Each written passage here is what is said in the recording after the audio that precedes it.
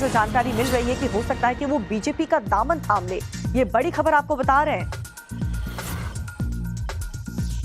मकरंद काले हमारे साथ जुड़ चुके हैं। मकरंद, इस पूरी खबर पर क्या अपडेट आप देंगे? जानकारी ये मिल रही है कि अक्षय बम ने अपना नामांकन फॉर्म वापस ले लिया है, क्या वजह उन्होंने दी है? देखिए, अक्षय कांति बम जो कांग्रेस के उम्मीदवार थे, उन्होंने अभी थोड़ी देर पहले जाकर नामांकन फॉर्म वापस लिया है और बताया ये जा रहा है कि वो जल्दी ही भाजपा की सदस्यता भी ले सकते हैं, क्योंकि नामांकन पत्र वापस लेने के दौरान बीजेपी के विधायक रमेश मेंदोला वहां पर उनके साथ उपस्थित थे और कांग्रेस के कार्यकर्ताओं से नाराजगी बताई जा रही है। जो वजह आ रही है सामने कि स्थानीय कांग्रेस के नेता सपोर्ट नहीं कर रहे थे, स्थानीय कांग्रेस के नेता लगातार पैसों की डिमांड कर रहे थे किसी भी छोटे छोटे काम के लिए। ऐसे में अक्षय कांति बम काफी दिनों से परेशान भी चल रहे थे और बीजेपी के नेता भी लगातार उनके संपर्क में थे। ऐसे में अक्षय कांति बम ने नामांकन वापस लेने का फैसला कर लिया। हालांकि उन्होंने मीडिया से इस बारे में कोई बात नहीं की है, लेकिन उनके जो साथी हैं वो दबी जुबान में जरूर ये कह रहे हैं कि बार बार इस तरह के प्रचार में आ रही मुश्किलों की वजह से उन्होंने ये फैसला किया कि वो अब नामांकन पत्र वापस ले लेंगे। हालांकि बीजेपी के विधायक की वहां पर मौजूदगी ये बताती है कि बीजेपी से नजदीकियां जो है वो बढ़ गई हैं और अब जाहिर है कि जिस तरह से बीजेपी में लगातार ज्वाइनिंग का सिलसिला चल रहा है, तो अक्षय बम भी बीजेपी का दामन थाम सकते हैं। आधिकारिक पुष्टि इसकी अभी फिलहाल नहीं है, लेकिन नामांकन पत्र वापस ले लिया है और इस तरह से कांग्रेस के शंकर लालवानी को वहां पर एक तरह का वक़्त मिल जाएगा कि उनके खिलाफ कांग्रेस का कोई उम्मीदवार अगर नहीं है तो बाकी और कोई बड़े कोई नाम वहां पर ऐसे नहीं है जिनसे सीधे तौर पर बीजेपी की फाइट हो, और इसीलिए बीजेपी का वॉकओवर वहां पर मिलना तय है। हालांकि ये वही सीट है जहां से पिछली बार सबसे ज्यादा मार्जिन पूरे प्रदेश में बीजेपी को मिला था और ये पारंपरिक सीट रही है बीजेपी की, इसीलिए यहाँ पर कांग्रेस का बहुत ज्यादा वजूद लोकसभा में जीतने का कांग्रेस पार्टी को बहुत बड़ा डेंट यहाँ पर मकरंद लगता हुआ नजर आ रहा है। ऐसे में पार्टी की आगे की रणनीति क्या हो सकती है, क्योंकि 13 मई को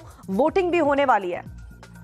जी बिल्कुल, 13 मई को वोटिंग है और पार्टी की रणनीति अब देखना होगा क्या रहेगी। या तो वो किसी स्थानीय उम्मीदवार को जो निर्दलीय या अन्य दलों से खड़े हैं उनको कांग्रेस अपना सपोर्ट दे सकती है, लेकिन इससे पहले देखना होगा कि अक्षय कांति बम का क्या रुख रहता है, मीडिया में वो क्या आकर बयान देते हैं। क्योंकि अगर इस तरह के आरोप सही हैं कि स्थानीय कांग्रेस नेताओं की वजह से इस तरह का फैसला लिया गया है, तो कांग्रेस के लिए बड़ा एक झटका हो सकता है। क्योंकि अब अगर उनका उम्मीदवार ही कांग्रेस पर हमलावर हो जाएगा तो जाहिर है कि जवाब देना काफी मुश्किल होगा कांग्रेस के लिए, और ऐसे में इंदौर सीट जीत पाना अब तो बहुत मुश्किल है कांग्रेस के लिए। माफ कीजिएगा, अब तो खैर लड़ाई ही मुश्किल है, तो और किसी के सपोर्ट से भी वो जीत पाएंगे इसमें संभावना कमी लगती है। और बिल्कुल ऐन वक्त पर इस तरीके के फैसले अगर पार्टी के जो नेता कार्यकर्ता लेते हैं तो ऐसे में पार्टी को बहुत बड़ा नुकसान और इमेज को भी डेंट पहुंचता है। बहुत बहुत शुक्रिया मकरंद आपका इस जानकारी के लिए। तो आप देख सकते हैं कांग्रेस पार्टी को वोटिंग से पहले बहुत बड़ा झटका लगा है इंदौर में,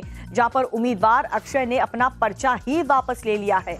उन्होंने जो कारण दिए हैं, जो वजह उन्होंने बताई है, वो यही है कि कोई भी धरातल पर काम नहीं कर रहा और जो कार्यकर्ता है वो भी ज्यादा सक्रिय नहीं है, कोई भी गंभीरता से इसको नहीं ले रहा है। 13 मई को इंदौर में वोटिंग होने वाली है। स्थानीय कांग्रेस नेताओं से नाराज थे अक्षय।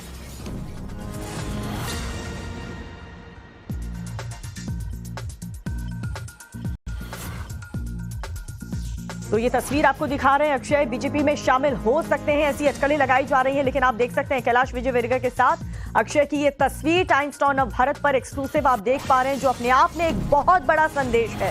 हालांकि उन्होंने अपना फॉर्म वापस कांग्रेस पार्टी से तो लिया है, नामांकन वापस लेने का फैसला उन्होंने ले लिया है, लेकिन क्या वो बीजेपी ज्वाइन करेंगे या फिर नहीं, इस पर अभी भी सस्पेंस बरकरार है। मकरंद काले हमारे साथ लाइव जुड़ चुके हैं। मकरंद, ये जो तस्वीर सामने आई है कैलाश विजयवर्गीय के साथ, अक्षय बम साफ तौर पर हंसते मुस्कुराते चेहरे के साथ नजर आ रहे हैं, ये बताता है कि हो सकता है कि जो अटकलें लगाई जा रही हैं कि वो बीजेपी में शामिल हो सकते हैं, वो सच हो जाए कुछ देर में।